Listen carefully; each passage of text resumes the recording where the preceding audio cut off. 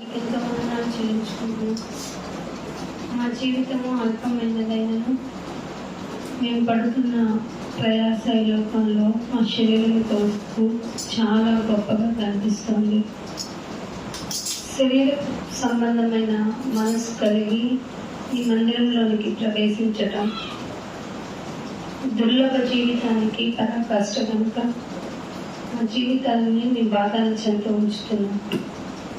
తండ్రి, యోగ్యమైన జీవితంతో మీ మాటలు వినటానికి ఇక్కడ కూడుకొని ఉన్న ప్రతి ఒక్క బిడ్డ మనసును మీరు జ్ఞాపకం చేసుకోండి.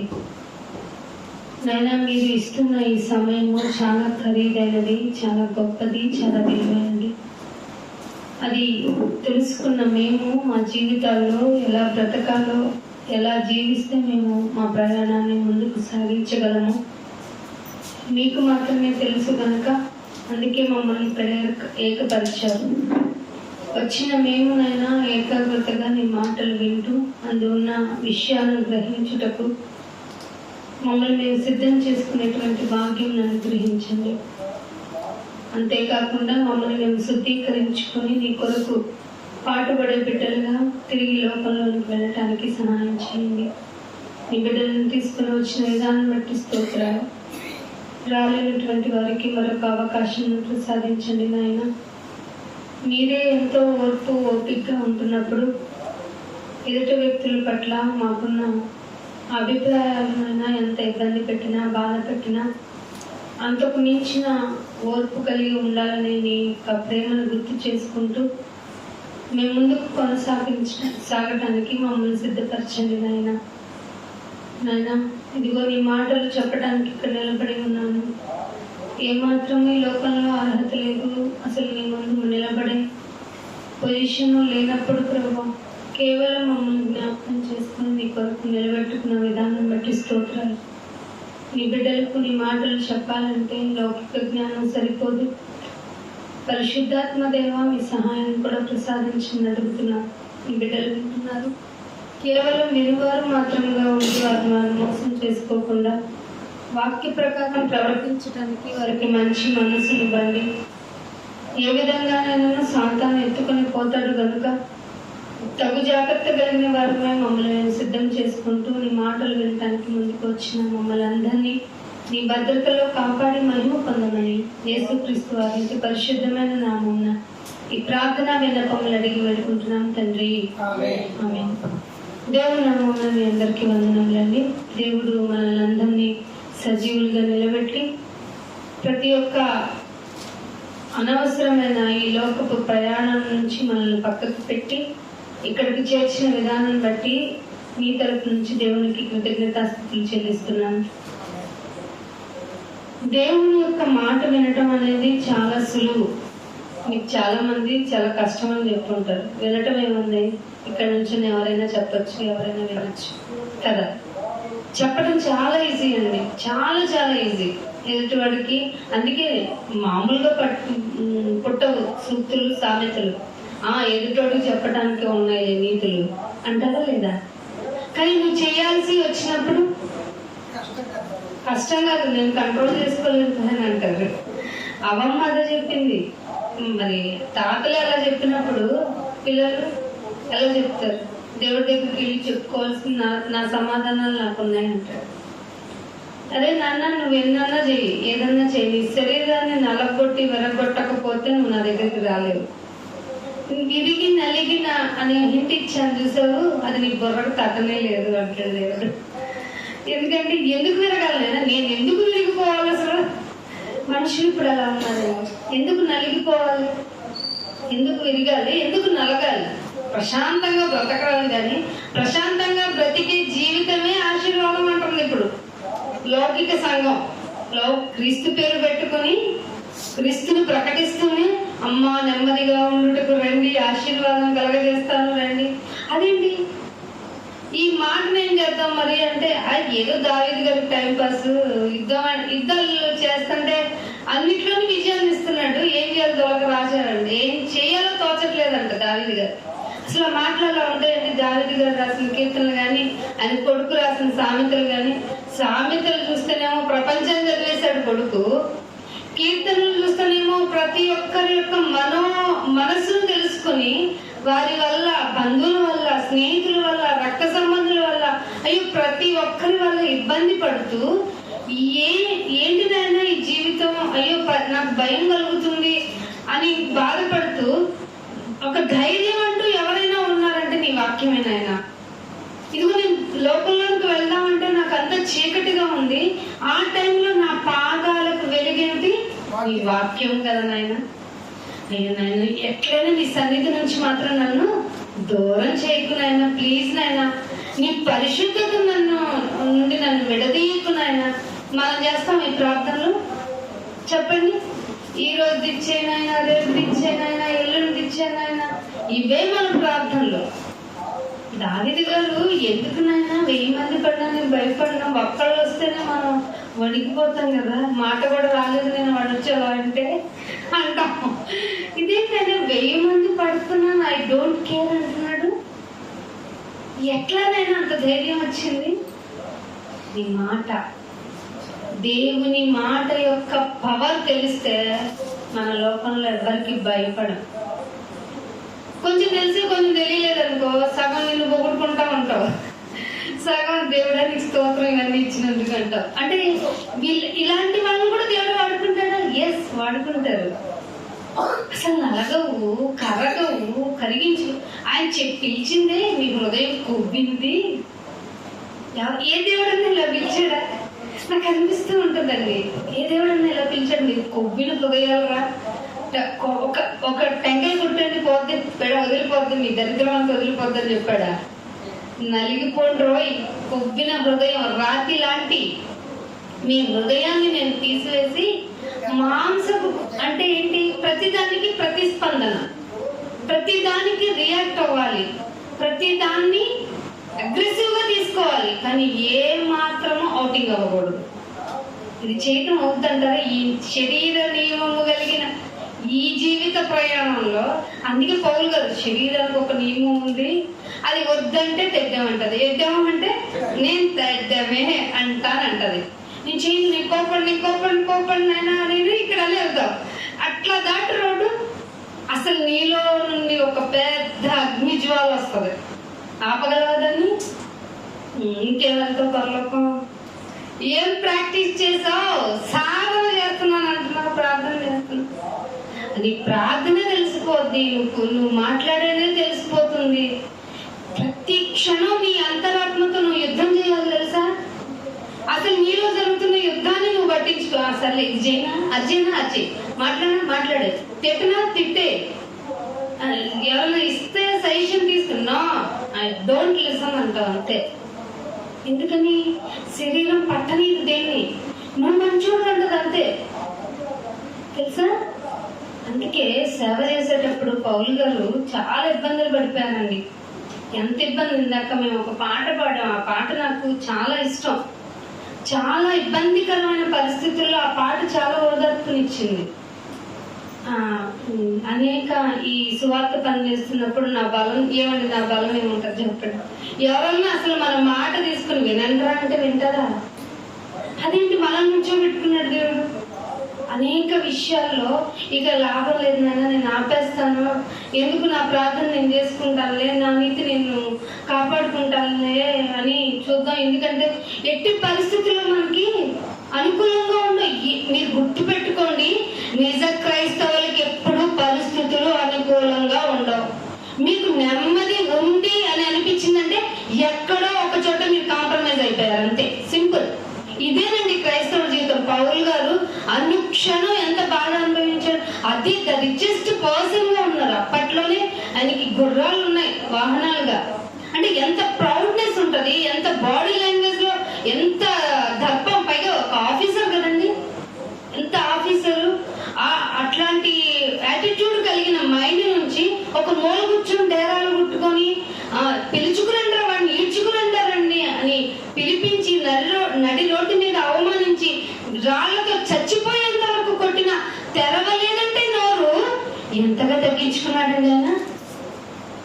వస్తుందండి మనకి పౌరుషంగా మనల్ని ఎవరన్నా అన్నారు సువార్త చేస్తున్నందుకే అనాలి. ఎందుకంటే లోకం నన్ను ద్వేషించింది, మిమ్మల్ని పిలిచి సన్మానం చేసి దేవుడు, అవునా? మనల్ని పొగుడుతున్నారు అనుకోండి ఎవరన్నా, ఏం బాబోయ్ అయిపోయింది నాయన అనుకోవాలి మనం.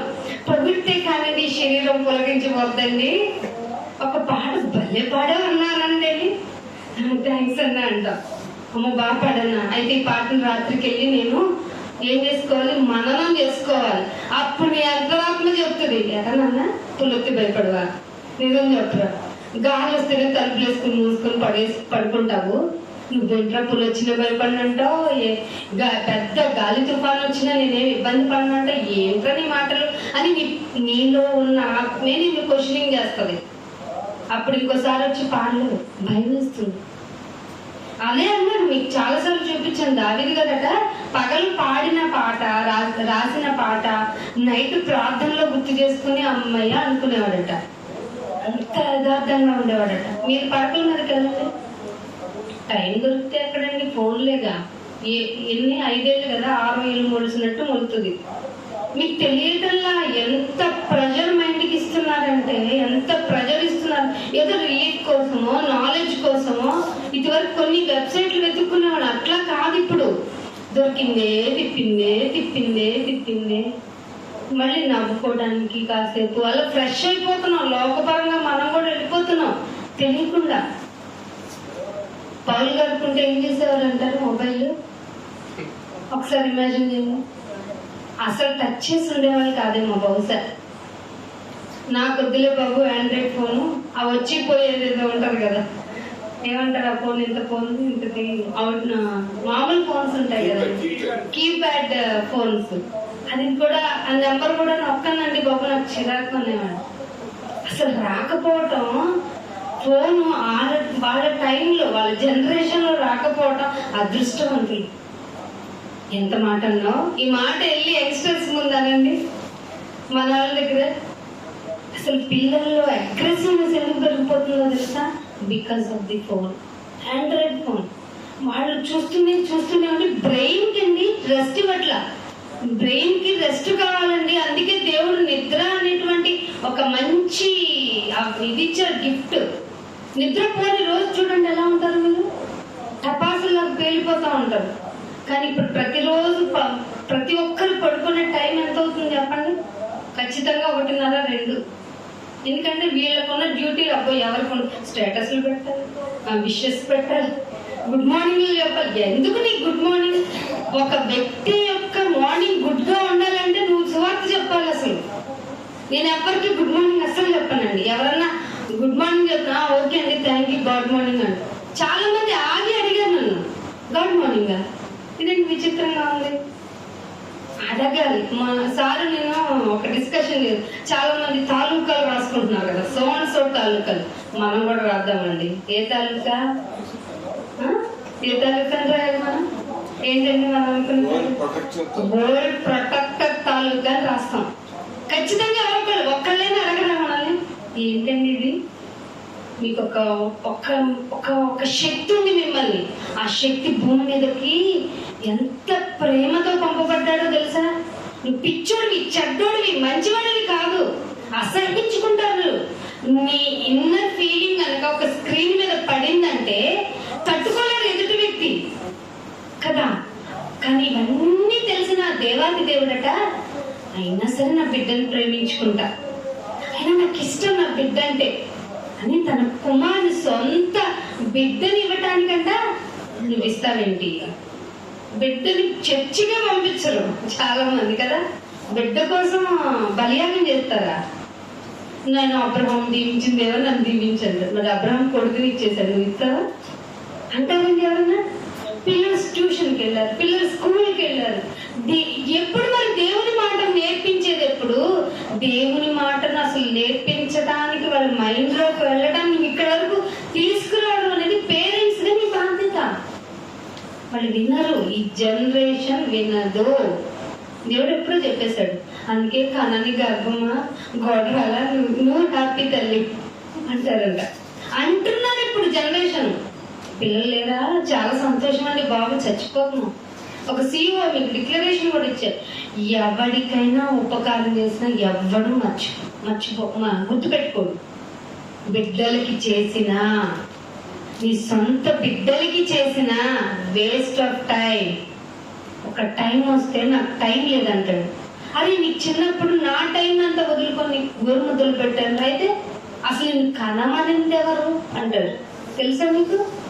మిమ్మల్ని కనమనింది ఎవరు అని క్వశ్చన్ వస్తుంది. ఎంత ఘోరంగా ఉన్నారో తెలుసా జనరేషన్. పోను పోను పుచ్చిపోతుందండి పాపంతో లోకం. ఎవరినన్నా మారుద్దాము, ఎవరికన్నా మంచి చెబుదామంటే ఎవరు ఇంక్లూడింగ్ క్రిస్టియానిటీ అని పేరు పులుముకున్న వాళ్ళతో సహా భరించలేకపోతున్నారు. ఎక్కువ మాటల్ని తీసుకోలేకపోతున్నారు ఏ విషయాన్ని. కారణం ఏంటో తెలుసా? వాళ్ళల్లో పెరుగుతున్న అహం. మేము మంచివాళ్ళం, మేము పుణ్యాత్ములం, మేము క్రీస్తుని నమ్ముకున్నోళ్ళం. అయ్యో వీళ్ళు అలాగే అనుకున్నారు ఇశ్రాయేలీయులు. మా దేవుడు గొప్పవాడు తెలుసా, మీరు నిజమైన దేవుని ప్రేమిస్తున్నాం తెలుసా. ఏమయ్యారంట తెలుసా? వెళ్తూ వెళ్తూ వెళ్తూ చాలా మంది వెనక చచ్చారంట అరణ్యంలోని. తెలుసా ఎక్కడ చచ్చారంట? మాట వినకపోవడం వల్ల చచ్చారట. ఈ చచ్చారు అనే వర్డ్ ఏంటంటే బైబుల్ ఇంత డైరెక్ట్ లాంగ్వేజ్ రాయించింది కొన్ని చోట్ల అంటే రాయాలి. ఆ మాట యొక్క పవరు ఏదో ఒక ఆత్మను తగులుతుంది. చచ్చారంటే బాబా ఇంత క్రూరంగా ఉంటాడా దేవుడు?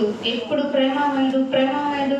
నిజమే దేవుడు ప్రేమమయుడు. ఒక సాంబ్రాన్ని కొలబెడితే పోద్ది అనుకుంటుంది లోకం. ఆ దేవుడు ప్రేమమయులే. జాన్వర్ ట్రస్ట్ కి ఒక అరటిగెల ఇస్తే సరిపోతుంది, ఫెర్మెంటెడ్ కేక్ ఇస్తే సరిపోతుంది. ఏం చేస్తావు నువ్వు? కేక్ నువ్వు కోసుకొని నీ అరటిపళ్ళు నువ్వు తెచ్చి నువ్వు సాధించేదేంటి? ఏమి ఉందంటే ఏమి ఉండదు. అయినా మాకు ఈ భక్తి ఇష్టం నాయన, ఈ భక్తి ఇష్టం. అందుకే దేవుడు ఒక మాట చెప్తున్నాడు. దానికి ముందు మిమ్మల్ని ఒక క్వశ్చన్ అడిగాను, మరి ఏమన్నా గుర్తుందా? ఎవరికన్నాను మర్చిపోయారా? ఏదో 2 వారాలకు వస్తుంది, ఇప్పుడు ఏం గుర్తుంటుంటారు? ఎవరికన్నా క్వశ్చన్ గుర్తుందా? Thank you uncle. నాకు తెలిసి అక్కడి నుంచి వస్తుంది. ఆ అంకుల్ ఒక్కళ్ళే చెప్తారు. ఎవరు బ్రతికినంత కాలం న్యాయాధిపతిగా ఉన్న ఇశ్రాయేలీయుల యొక్క రాజు. ఎవరు? ఇశ్రాయేలీయుల్ని బ్రతికినంత కాలం పోషించాడట, న్యాయం తీర్చాడట. మళ్ళీ నా క్వశ్చన్ అర్థం నాకు తెలియదు కదా, చూద్దాం. 1వ సమయంలో ఆ క్వశ్చన్ కి ఆన్సర్ చూసుకొని ముందుకెళ్దాము. 1వ సమూయేలు గ్రంథము చదువుతున్నారు చాలా మంది బైబిల్, ఏమి గుర్తుపెట్టుకోకుండా. అదే క్వశ్చన్ అడగండి, మీరు అడగటమే ఆలస్యం. మీరు ఒక క్వశ్చన్ అడిగితే మేము 2 ఆన్సర్లు చెప్తాం అన్నట్టుగా అన్నారు. ఎవరు క్వశ్చన్ కూడా గుర్తుపెట్టుకోలేదు. 7వ అధ్యాయము 15వ వచనం చూడండి. సమూయేలు తాను బతికిన దినములన్నీ ఇశ్రాయేలీయులకు న్యాయాధిపతిగా ఉంది. చాలండి. 1 వర్డ్ క్వశ్చన్ 1 వర్డ్ ఆన్సర్ లా ఉంది కదా, చక్కగా ఉంది కదా. ఎంత ఈజీ క్వశ్చన్ అడిగానండి, మరీ అన్యాయం కదా. గుర్తుందా? కానీ చాలా మనకి సమయానుభవం, ఈ జీవన వ్యాపారంలో కొట్టుకుపోకుండా ఉంటారని ఎంతో కొంత బైబుల్ని చదువుతారన్న సదుద్దేశమే కానీ ఇక్కడ కూర్చున్నా నేను క్వశ్చన్ వేస్తాను, మీరు అక్కడ ఆన్సర్ చెప్పండి అనే వేరే ఉద్దేశం కాదు. బైబుల్ చదువుతామని. ఇప్పుడు ఈ అధ్యాయం చదివామంటే నెక్స్ట్ అధ్యాయం కూడా ఇంట్రెస్ట్ కలుగుతుంది. సరే, క్వశ్చన్ ఆన్సర్ అయిపోయింది. పాఠంలోకి వెళ్దాము. సామెతల గ్రంథము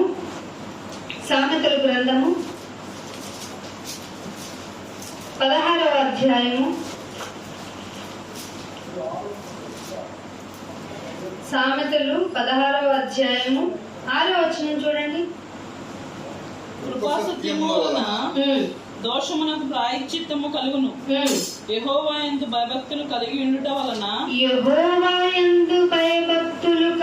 ఉండుట వలన మనుషులు చెడుతనము పోదురు. ఎందుకు దేవుడు అంటే భయపడాలి అంటే చెడుతనము నుండి తొలగిపోతారట. చెడుతనము నుండి అవుతుంది. ఇది సాధ్యం, మామూలుగా అయితే అవ్వదండి. దేవుడు నిజ దేవుని యందు భయభక్తులు కలిగి ఉంటే ఏమవుతుందట? చెడుతనము నుండి తొలగిపోతారు. చెడుతనం నుండి తొలగిపోవటం అంటే చాలా చాలా కష్టమైన పని. చాలా కష్టమైన పనేనండి. ఎంత కష్టం అంటే మామూలుగా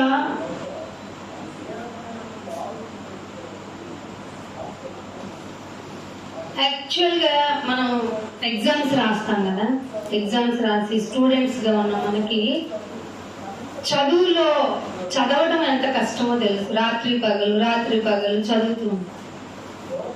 మామూలుగా జేఈ ఐఐటి ఎగ్జామ్స్ అవి రాసిన వాళ్ళు, ఐఐటిలో సీట్లు తెచ్చుకున్న వాళ్ళు మెరిట్ స్టూడెంట్స్ అయితేనే ఇంటర్లో మంచి సీట్ వస్తుంది. జేఈ వాళ్ళకి ఆ ఇంటర్లో మంచి మార్క్స్ తెచ్చుకున్న వాళ్ళు ఇంజనీరింగ్ జేఈలో కనుక ఎంట్రన్స్ ఎగ్జామ్లో కూడా క్వాలిఫై అయితేగా మనకి సీట్ వస్తుంది. అంత కఠినంగా ఉంటుంది. బాగుంది కదా. పైగా ఈ జేఈ క్యాంపస్కి వెళ్ళిన వాళ్ళకి డైరెక్ట్ గా జాబ్ కొట్టేయచ్చు. ప్యాకేజ్ ఎక్కువ ఉంటది. ఎంత బాగుంది లైఫ్. కానీ మొన్న త్రిపుర ఐఐటి గురించి విన్నారా? త్రిపురలో స్కూల్స్, కాలేజెస్, ఈ ఐటీ క్యాంపస్ మెడికల్ క్యాంపులు పెట్టారంట. ఎందుకండి, పిల్లలకి ఏమన్నా జబ్బులు ఉంటే తేలుద్దామని అనుకుంటున్నారా ఏంటి? ఎయిడ్స్ వచ్చి 46 మంది స్టూడెంట్లు చచ్చిపోయారంట. గుండె కలుక్కుమంది కదా. ఇంత కష్టపడి చదువుకున్న నాలెడ్జ్ కలిగిన పీపుల్ 66 మంది చనిపోయారు. ఏ జబ్బుతో అట? ఎయిడ్స్ వల్ల అంట. ఎయిడ్స్ వల్ల పిల్లలు చనిపోవడం. పైగా అనేక మంది ఇన్ఫెక్టెడ్ అట. ఇంకా ఇన్ఫెక్షన్ ఉంది అంటే ట్రేస్ అవుట్ అయ్యింది అని. ఎయిడ్స్ వాళ్ళు ఏదో మందులతో వాటితో ఆపుతారు, కానీ జీవితం అంతా దుర్భరమేగా. రెసిస్టెన్స్ పోద్ది. తరచు జలుబు మనకి ఏ సంవత్సరాలకు 6 నెలలకు వస్తే వాళ్ళకి క్షణక్షణం జలుబు వస్తూనే ఉంటుంది. ఆ జలుబు తగ్గదు ఏ టాబ్లెట్ వేసినాను. జ్వరం వచ్చేస్తూ ఉంటుంది, వైరల్ ఫీవర్స్ వస్తూ ఉంటాయి, WBC కౌంట్ తగ్గిపోతూ ఉంటుంది. ఇట్లా ప్రతిదీ రోగం రోగం రోగం రోగం యాడ్ అయిపోయి చివరికి మంచంలో ఎలా కనపడుతుందో తెలుసా? ఎముకల గుట్టలాగా కనపడతారు. చర్మంతో కప్పిన ఎముకల గుట్టలాగా. ఒక అన్ఎడ్యుకేటెడ్, ఒక తెలివి లేనివాడు, ఒక మూర్ఖుడు, ఒక తాగుబోతు, జీవితంలో డిసిప్లిన్ లేనివాడు ఏదో చేశాడు అంటే వీడికి ఏం తెలియక మూర్ఖంగా చేశాడు అనుకోవచ్చు.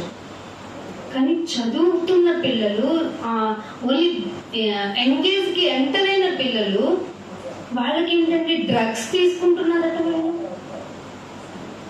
అంటే వాళ్ళకి ఏ భయం లేదా?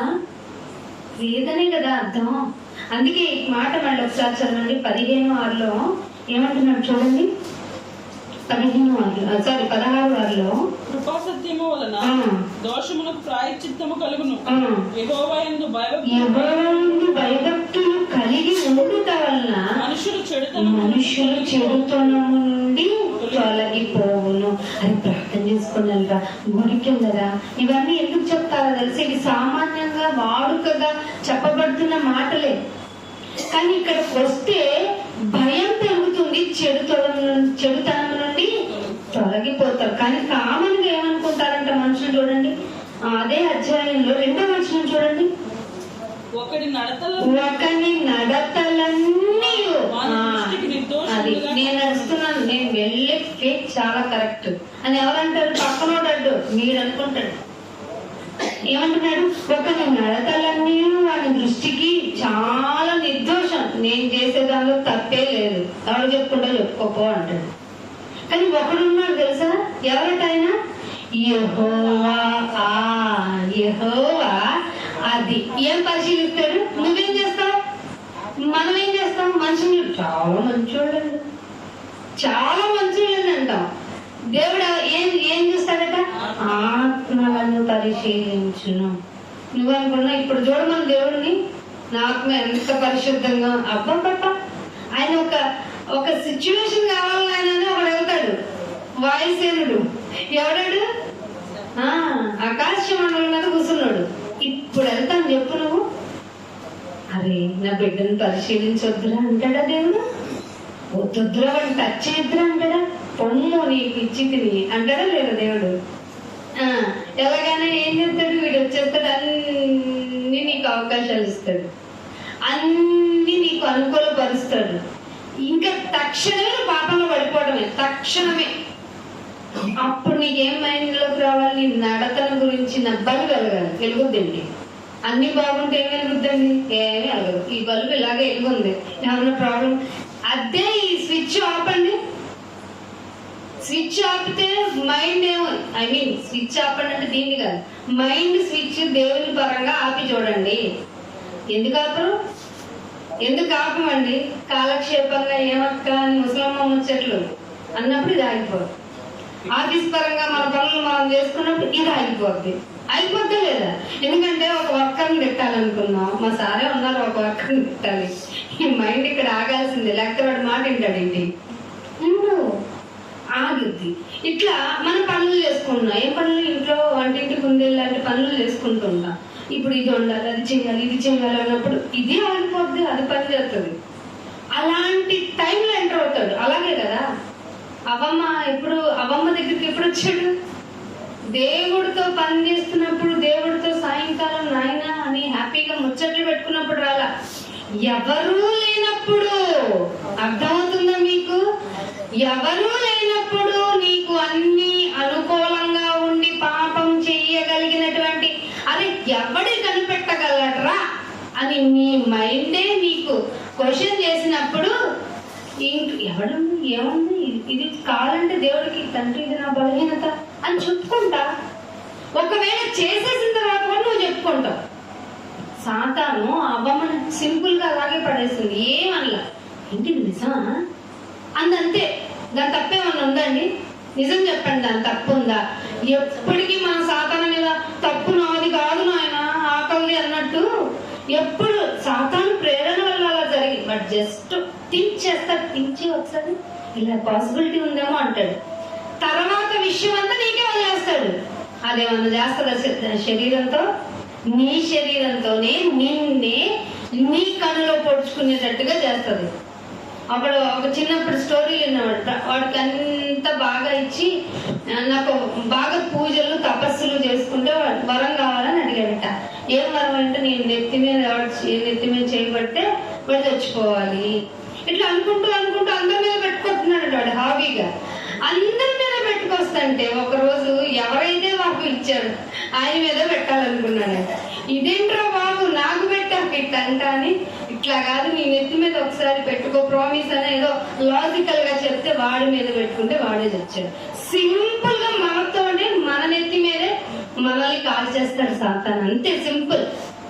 అనుక్షణం భయపడుతూ బ్రతకాలి, అది పోరాటం. నాకు అంత బాగుంది, నేను నెమ్మదిగా ఉన్నా అనుకున్నప్పుడే వాడు వస్తాడు. అర్థమవుతుందా? అందుకని ఏమంటున్నాడు, నా నడత బాగుంది, నా నడత ఒకరి నడతలన్నీ ఆయన దృష్టికి నిర్దోషములుగాను కనపడతాయి. కానీ ఒక ఆయన డ్యూటీ చేస్తాడు, ఆత్మలను పరిశోధిస్తాడు. అప్పుడు తెలిపోతుంది వ్యవహారం అంతా. ఎలా ఉన్నావు ఏంటి? ఇక్కడ చూస్తే మనందరం అబ్బో మన భక్తి అండి ఎంత బాగుంటుందో, ఇట్లాగే ఉండిపోతే బాగుండు అనిపిస్తుంది అండి. కానీ అరగంట కన్నా ఎక్కువ కూర్చోలేదు. కారణం ఏమంటారు? శరీర నియమం. అర్థమవుతుందా? ఇలాంటి పరిస్థితుల్లో ఎంత మంచి మాటలు, దేవుని గురించిన మాటలు ఎవరు చెప్తారు? నీతిమంతులే కదా చెప్తారు. నీతిమంతులే కదా. ఒకడు పాటించగలిగితేనే ధైర్యంగా ఇక్కడ ఉండి మాట్లాడగలడు. లేకపోతే ఏదో చెప్పేసుకొని వెళ్ళిపోతాడు, మమ్మ అంటాడు, అయిపోద్ది. అలాంటి నీతిమంతులు కనుక అన్ఎక్స్పెక్టెడ్ గా పోతే లోకం ఏమనుకుంటుందంట? యెషయా గ్రంథము 57వ అధ్యాయానికి రండి. యెషయా గ్రంథము 57వ అధ్యాయము 1వ వచనం. నీతిమంతులు నశించుట చూచి ఎవరునూ దానిని మనసును పెట్టరు. చాలు. ఎవరైనా మంచోడు చచ్చిపోతే ఏమంటారు? అయ్యో మంచోడు పోయాడేంటి, ఇతనున్న బాగుండు, మేము పోతే బాగుండు ఎవరన్నా అంటారండి? ఆయన టైం అయింది, ఆయన పోయాడు. అలాగే దేవునికి సంబంధించిన నీతిమంతులు గనక చనిపోతే ఇంకో అయ్యో ఆయన ఉంటే బాగుండు, మాకు ఇంకా గద్దెంపు చెప్పేవాడు, మాకు నీతిని నేర్పించేవాడు, మాకు అనుక్షణం మా ఆత్మలు కాచేలాగా వాక్యం చెప్పేవాళ్ళు అని ఎవరన్నా అనుకుంటారా? అస్సలు. ఇంక్లూడింగ్ క్రైస్తవులు అదే చెప్తున్నాడు, నీతిమంతులు నశించుట చూసి ఎవరు దానిని అసలు మనస్సులో కూడా పెట్టుకోరట. భక్తులైన వారు కొనిపోబడుతున్నారేంటి? తీసుకుని పోబడుతున్నారండి. భక్తులు వెళ్ళిపోతే ఎలాగ? భక్తులు లేకపోతే ప్రపంచానికి చాలా డేంజర్ అండి. నీతి మంతులు భూమి మీద లేకపోతే ఇంకా ఏదో అంటారు కదా, మూడిందే అంటారు కదా, అట్లాంటి పరిస్థితి. అసలు ఆలోచించట్లేదండి. నీతి మంతులు పోతున్నారండి నాయన, వాళ్ళు ఉంటేనే కదా మా యొక్క పాపం నుండి వాళ్ళు ఫర్గివ్నెస్ అడుగుతారు, మా యొక్క టైం ని ఎక్స్టెండ్ చేయమని అడుగుతారు. అలాంటి వారిని నువ్వు తీసుకెళ్ళిపోతే ఎలా నాయన అని ఒక్కళ్ళు కూడా మనసులో అనుకోరట. అందుకే రోమీయులకు రాసిన పత్రిక 10వ అధ్యాయానికి రండి. రోమీయులకు రాసిన పత్రిక 10వ అధ్యాయము, రోమీయులకు రాసిన పత్రిక 10వ అధ్యాయము 16వ వచనం చూడండి. అయినను అందరూ సువార్త లోబడలేదు.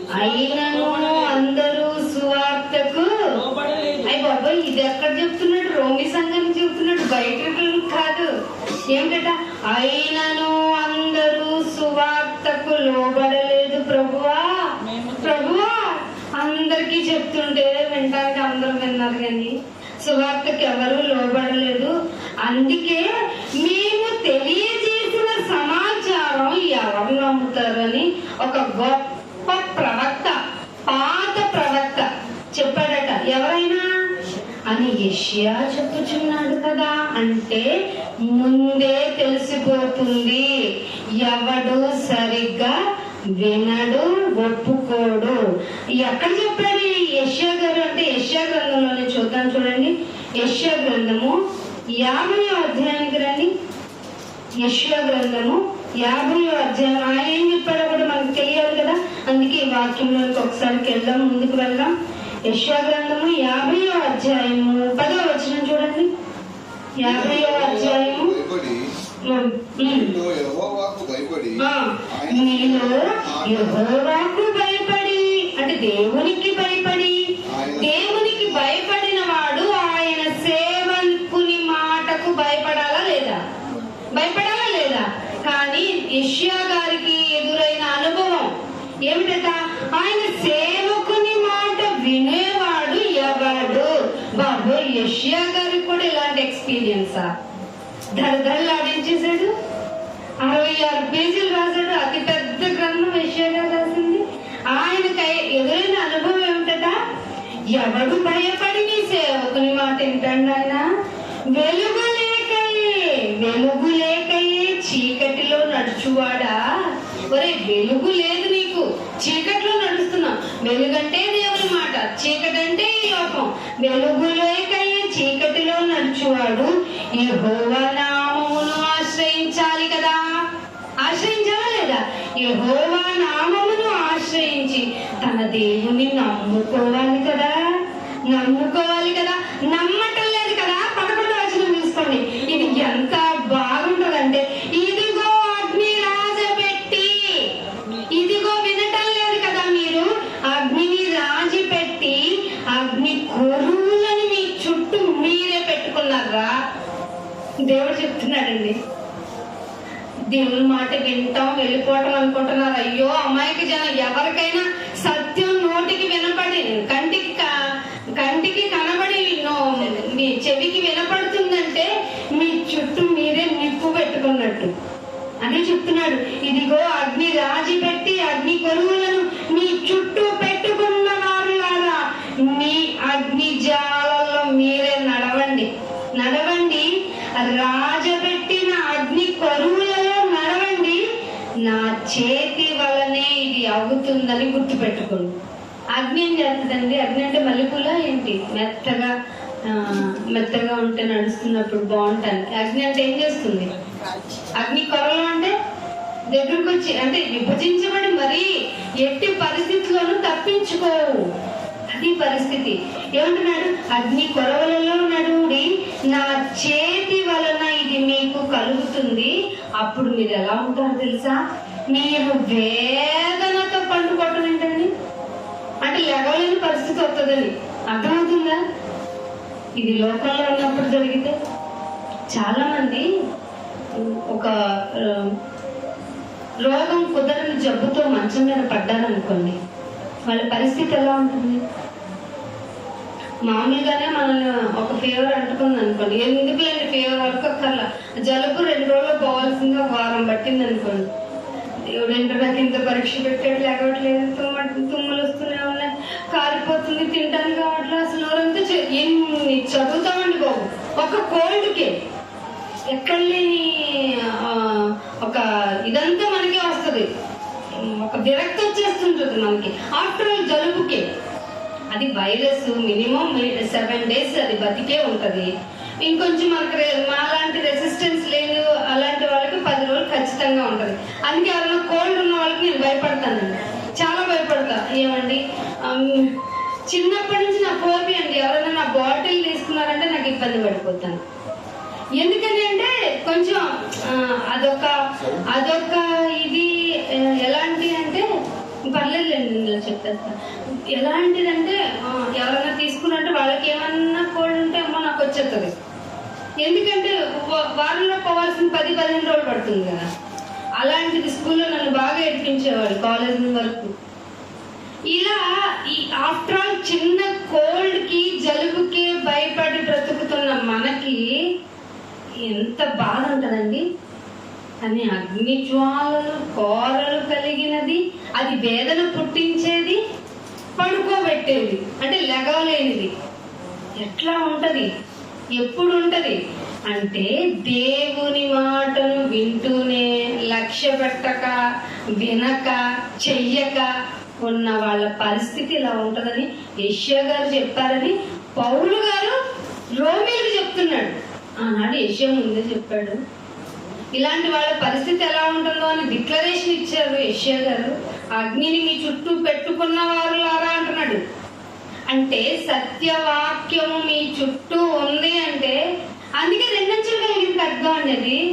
చెప్తున్న నాకైనా వింటున్న మీకైనా విన్న తర్వాత మన జీవితంలో చిన్న మార్పు కూడా లేదనుకోండి, ఖచ్చితంగా మనం తెగ్గొట్టేస్తుంది. అందుకే ఇంకొక మాట చూపిస్తాను చూడండి. యోబు గ్రంథము 21వ అధ్యాయానికి రండి. యోబు గ్రంథము 21వ అధ్యాయము 14వ వచనం చూడండి ఏమంటారు. యోబు గ్రంథము, వారు నీ మార్గములు కూర్చిన జ్ఞానము మాకక్కరలేదు, నీవు మమ్మల్ని విడిచిపోమ్మని దేవునితో చెప్పేది. మనుషులతో మనకు వస్తూ ఉంటాయి కదా, వద్దులేండి మాకు వద్దులే మాటలు, ఏం అక్కర్లేదులేండి. మాకు తెలుసండి భక్తి అంటే మేము కూడా గుడికి వెళ్తూ ఉంటాం. మేము కూడా చాలా మందికి చెప్తూ ఉంటాం కదా, ఏమంటే సభ పెడుతున్నామండి, ఓపెన్ మీటింగ్, మా కష్టం. అందుకేనండి మా కష్టంతో అనాలి. సార్ అంటారు వద్దు అలా చెప్పకు అంటున్నారు. మా కష్టం అని చెప్పకపోతే రేపు వీళ్ళకి డబ్బు ఎక్కువైందనే వాళ్ళు ఒక మాట వస్తుంది, ఇంకొకళ్ళు ఈ సభ పెట్టుకున్నారంటే ఎంత ప్రాఫిట్ వస్తుందో. నిజంగా అలా సభలు పెట్టే వాళ్ళు ఉన్నారు కదా, ప్రాఫిట్లు తీసుకొని అలా వచ్చే వాళ్ళు ఉంటారు. సో మనం చెప్పాలి ఖచ్చితంగా, మా కష్టార్జితంతోనే చెప్తున్నా, మీరు డబ్బులు ఇవ్వద్దు. ఇదే చెప్తున్నాడు. ఎవరిని ఇవ్వటానికి వచ్చినా కూడా మీరు ఇవ్వద్దండి. ఇందాక అంకుల్ అంటున్నారు, ఏమండి మనం ఉద్యోగం చేసుకోవడం చాలా మంచిదండి బాబు, ఎందుకంటే ఎవరిని ఆశించక్కర్లేదు, ఇలా చెప్పుకోగలం, వస్తువు పాడైపోయింది చేయించుకోగలం, లేకపోతే ఏదైనా సభ పెట్టాలంటే ధైర్యంగా పెట్టగలం, ఎవరిని ఆశించాం. ఇప్పుడు ఎవరన్నా సభ పెట్టినప్పుడు డబ్బులు ఇచ్చారనుకో, అయ్యగారు ఇటు చెప్పమాకండి అంటే ఖచ్చితంగా అలాగే చెప్పాలి. అదే ₹1 మనం ఖర్చు పెట్టాలి, దేవుని రోషంతో డైరెక్ట్ గా కొట్టేయచ్చు ఖడ్గంతో, అవునా కదా. అందుకు చేసుకోవాలి ఉద్యోగం. అందుకే పౌలు గారు ఎవరి మీద డిపెండ్ అవ్వాలి. ఎందుకంత రోషం వచ్చింది ఆయనకి, ఎందుకంత రోషంగా బ్రతికాడంటే నా చేతులు కష్టపడినవి అని మీకు తెలుసు కదా అంటాడు కదా. అంతేనండి, ఈ జనరేషన్ భయం. వెళ్ళి సువార్తని వినండి రండి అంటే ఏమంటారు తెలుసా, మేము కూడా వెళ్ళొచ్చాం ఎక్కడికి, నాగపట్నం. ఏ ఊరు దేవుడిది అంటే మన అమ్మది ఎవరో వేగంగిని అమ్మది. ఆవిడెవరు? మరి అమ్మకే నువ్వు చాలా అమ్మ ధనిరాలు, అక్కడితో నీ పోస్ట్ అయిపోయింది అన్నాడే లేదా. మరి ఈవిడ ఎక్కడి నుంచి వచ్చిందంటే సో ఏదో టైంలో ఎవరికో ఏదో ప్రాప్తిరస్తు శుద్ధీకరణ ఏదో చాలా స్టోరీస్ ఉన్నాయండి. అక్కడికి వెళ్ళి కొబ్బరికాయ కొట్టుకొని వచ్చేటప్పుడు మధ్యలో దేవుడు ఏం చేస్తాం, మరి ఏమని మాకు వద్దులే చెప్పొద్దులే, మేం చేసేది కూడా భక్తి లేండి. ఏం చెప్తాం ఇంకా? కొండల మీదకి మేము అక్కడ పడుతున్న శ్రమకండి 6 ఫ్యామిలీస్ వచ్చినాయండి. స్టార్టింగ్ ఒక ఫ్యామిలీ రక్షింపబడింది. ఆ ఫ్యామిలీలో ఫాదరు డాటరు చాలా అగ్రెసివ్ గా ఉన్నారు. వాళ్ళ పెద్దమ్మాయి వాళ్ళ అల్లుడు కూడా ఇష్టపడ్డారు. చిన్న అమ్మాయి బాప్తిసం తీసేసుకుంటాను, మీ వాక్యం మీదే నచ్చింది, మీ ద్వారా తీసుకుంటాను అంది. 3 సంవత్సరాల నుంచి వెళ్తుందంట వాళ్ళ అమ్మ చర్చికి. వాళ్ళ పాస్టర్ గారు, నేను నిజం పాస్టర్ గారు అన్న మాట నా దగ్గర రికార్డు కూడా ఉంది. అమ్మాయి మాట్లాడినప్పుడు, అక్క ఆయన ఇంటికి వచ్చి ఏడ్చేస్తున్నాడు అక్క. నేను పాస్టర్ గారు, ఎందుకమ్మా? భలే రక్షణ కొనుక్కున్నావు తల్లి అని కాదట. 7ంటికి వచ్చాడంట, 9:30కి వెళ్ళాడంట. సువార్త చెప్పలేదంట. నా గుడికి వచ్చావు, నా ద్వారా కదా నువ్వు తీసుకోవాలి, రేపు నా సంగతికి నేను ఏం చెప్పను, నా బోధ బాగాలేదంటారు కదా, నువ్వు ఇట్లా చేస్తే ఎట్టాగమ్మా? తండ్రి ఆత్మీయ తండ్రి అంటే ఏమని చెప్తావమ్మా? ఇట్లా బొర్రలు తినేసి అమ్మాయి భయపడిపోయి ఏం చేయనక్క అంటారు. మనం ఏం చేస్తాం? మీకు ఎక్కడ రక్షణ అవైలబుల్ ఉందో అక్కడ తీసుకోండి అమ్మా అంటావా లేదా? మనం కూడా వాళ్ళకి ఎలా ప్రవర్తిస్తాం? ఆ పిల్ల ఇట్లా నాకు భజన అయిపోతుంది అని తన ఫ్రెండ్ తో షేర్ చేసుకుంటే, ఆ మంచి ఫ్రెండ్ అందంట, గుణదలు వెళ్ళి ఆ వేదికి మనశ్శాంతి కలుగుద్ది అందంట. అరే గుణదలు వెళ్ళకూడదు తెలుసా? మన వార్త, మనం చెప్పే సత్య సువార్త ఎదుట వ్యక్తిని మంచి చెడు మార్గం నుండి తొలగించేస్తుంది కదా. అంటే వ్యాపారం తగ్గిపోతుంది. గొడవల కొండకి ఒక్క టికెట్ ఆపంగా మనం దేవుడి దృష్టిలో గొప్ప, మనుషుల దృష్టిలో నథింగ్ లేండి. మనుషులు అసలు పట్టించుకోరు. దేవుని దృష్టిలో ఒకరిని కొండ ఎక్కకుండా చూసాం. కొండ ఎక్కకుండా చూసి ఇంకొకరికి అడ్వైజ్ చేయించేలా చేసాం మన ట్రైనింగ్. దేవుని ద్వారానే కదా జరుగుతుంది. పరిశుద్ధాత్మ ప్రేరణతో అక్క ఎక్కడుందో ఒక రిఫరెన్స్ చూపించానంట. నేను 15 రిఫరెన్స్లు దాకా ఇచ్చా. ఇంకా అమ్మాయి మాట్లాడలేదక్క, రిప్లై ఏమి ఇవ్వట్లేదక్క. అయితే నువ్వు గెలిచావుకోమ్మా, అమ్మాయికి ఆలోచన వస్తుంది. సరే బాప్తిజం తీసుకున్నావు కదా, అందరూ ఏమంటారు? దేవునికి స్తోత్రం అని చెప్తారు. నేను అలా చెప్పను, be a warrior for God అని చెప్పాను. దేవుని కోసం మంచి సైనికుడు లాగా ఉండు. డెఫినెట్లీ అక్క అంది. అది చాలదండి మనకి, ఎక్కడ రక్షణ పొందుకుంటే. కాకపోతే సత్యం తెలుసుకున్న వాళ్ళ ద్వారా ఇప్పిస్తే మనం కొంచెం సాటిస్ఫై అవుతాం, ఎస్ అని. ఏం చేయలేం. సాతాను ఎంత బలంగా ఉన్నాడు. మీరేంటండి ఇంకా ఇళ్ల మధ్య ఉన్నారు? రండి బయటికి. అదే మా బాధ. నాకు తెలిసింది, సార్ తెలిసింది, మేము ఓపెన్ మీటింగ్లు పెట్టడానికి మెయిన్ రీజన్ అదే.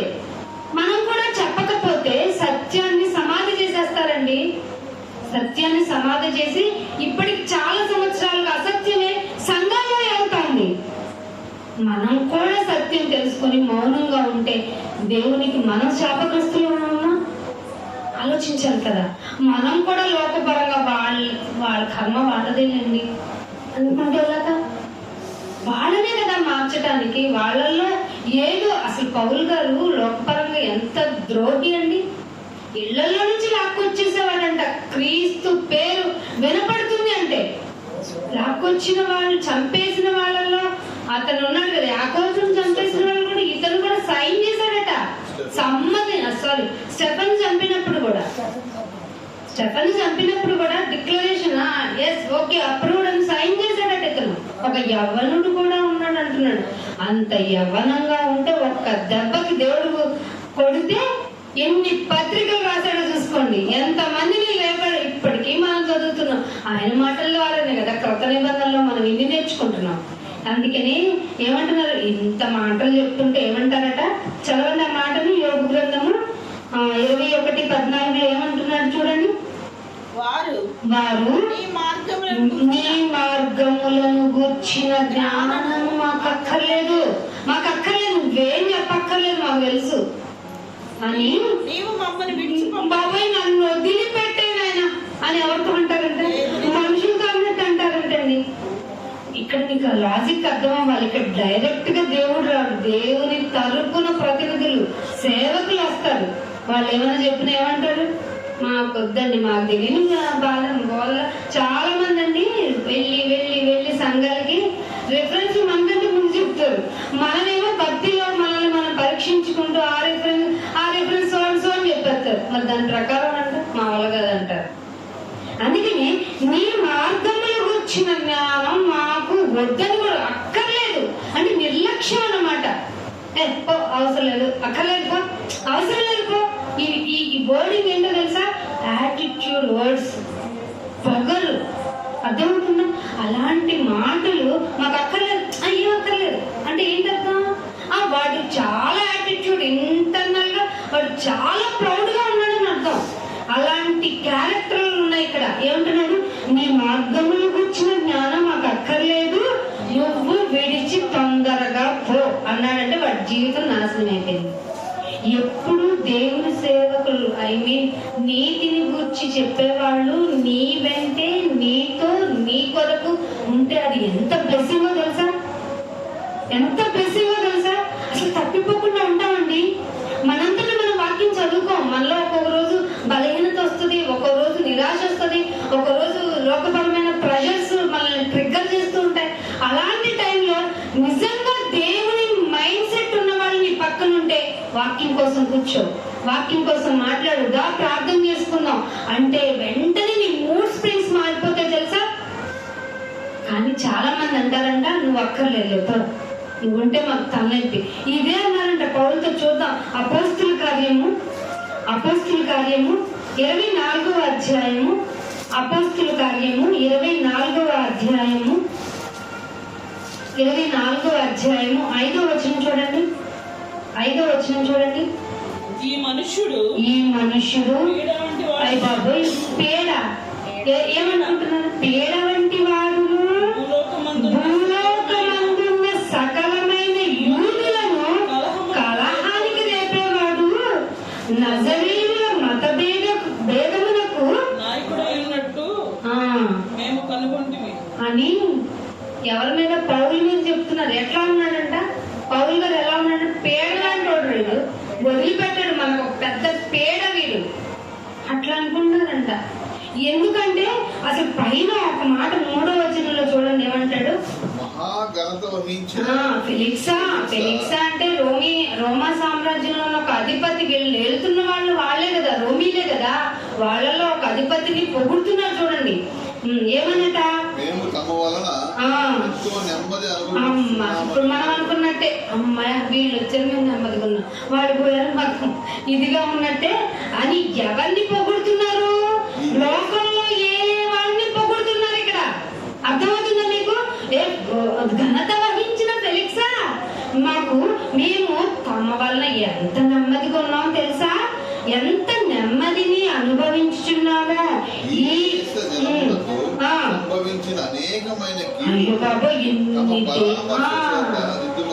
ఎన్నో కీడులు జరిగినాయి నాయన ఈ దేశంలో ఉన్న ప్రజలందరికీ.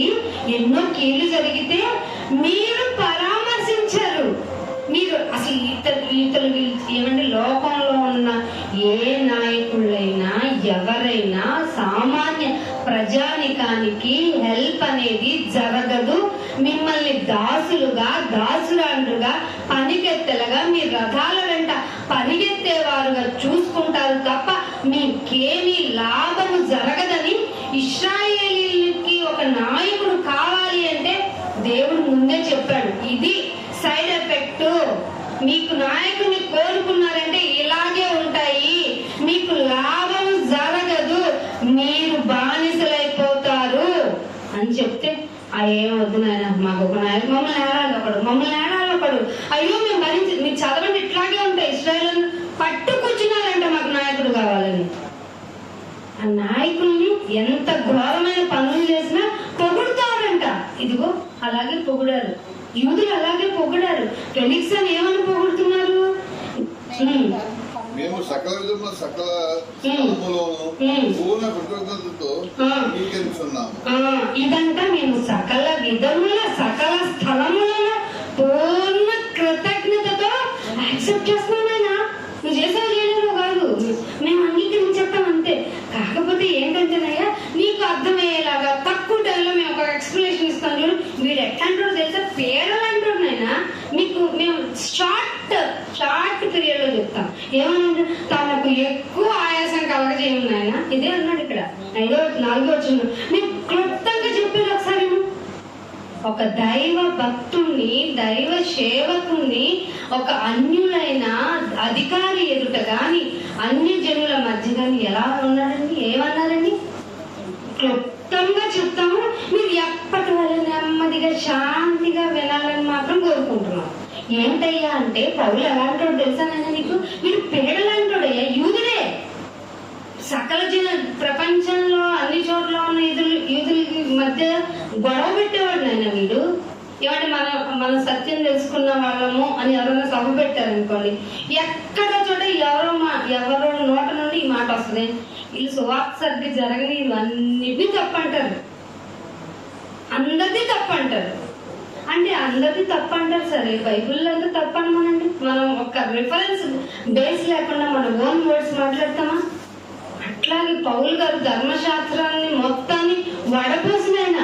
ఎక్కడ చూసినా ఆ ప్రవక్త ఇలా చెప్పాడు, ఆ గ్రంథంలో ఇలా రాయబడి, ముందే ఇలా చెప్పబడి, అవన్నీ చెప్తే మీరు చదవలేదా? అస్సలు చదవరు బైబిల్ని. చదవలేకపోబట్టి ఎట్లాగైతే క్రీస్తుని అపార్థం చేసుకొని సిలువకు అప్పగించారో, పౌలుని కూడా అలాగే చంపేశారు. అందుకే ఏమన్నాడు? 5వ వచనం, మనుషుడు పేడ లాంటి వాడు, కలహాన్ని రేపేవాడు, మేము అలా కనుక్కున్నాము. ఇప్పుడు మన గురించి కూడా అలాగే అనుకుంటారు. మన వే ఆఫ్ ఎక్స్ప్రెషన్, దేవుని గురించి చెప్పేదాని గురించి కూడా, సేవకుల గురించి ఈ రోజుల్లో మర్యాద పోయింది. ఇది కటిక నిజం. మనల్నైనా కూర్చోబెట్టేస్తారు మూలకు, కానీ దేవుని సంబంధమైన విషయాల్ని మనల్ని మూల కూర్చోబెట్టేసి లోకపరమైన సంబంధాలకి, లోక సంబంధమైన కార్యాలకి ఎక్కువ ప్రయారిటీ ఇస్తారు. చూసుకోండి కావాలంటే. అయ్యో సేవకుడు వచ్చారు, అందరూ సైలెంట్ అనేది ఎక్కడో చిన్న, అది కూడా ఒక అరగంట ఎలక్ట్రిస్ ఇస్తారండి మనకి. అదేంటనుకుంటారు మీరు? భక్తి అనుకుంటున్నారా? హిపోక్రటిక్ వేషధారణ అదంతా. మేము దేవుడికి ఎంత భక్తిగా ఉన్నామో తెలుసా అని మనకి చెప్పడానికి. మీరు ఎక్కడికన్నా వెళ్ళండి, ఇది అంత్య దినాల్లో, అపాయకరమైన దినములలో మనుషుల యొక్క ప్రవర్తన అంతా ఇలా ఉంటుంది. దేనికి అసలు దేవుని సేవకులు అంటే ప్రయారిటీ ఉండదు. అదేంటి చాలా మందికి సభలు పిలిచి చాలా బాగా చెప్తున్నారండి. అబ్బాయి ఏదో సభ పెట్టించారు, మనమనే కదండి, అందరూ ఇలాగే తయారయ్యారు. ఏమంటున్నారంటే పౌలు గారిని, పేడ అంటే వేస్ట్ అని కదండి. వీడేంట్రా బాబు పేడలా తయారయ్యాడు, జిడ్డులా తయారయ్యాడు. బదళ్ళు ఏంటండి? మనం కూడా చూడండి, చేసేది మీరు తప్పు. ఎక్కడికి వెళ్ళినా మనం ఏం చెప్తాం?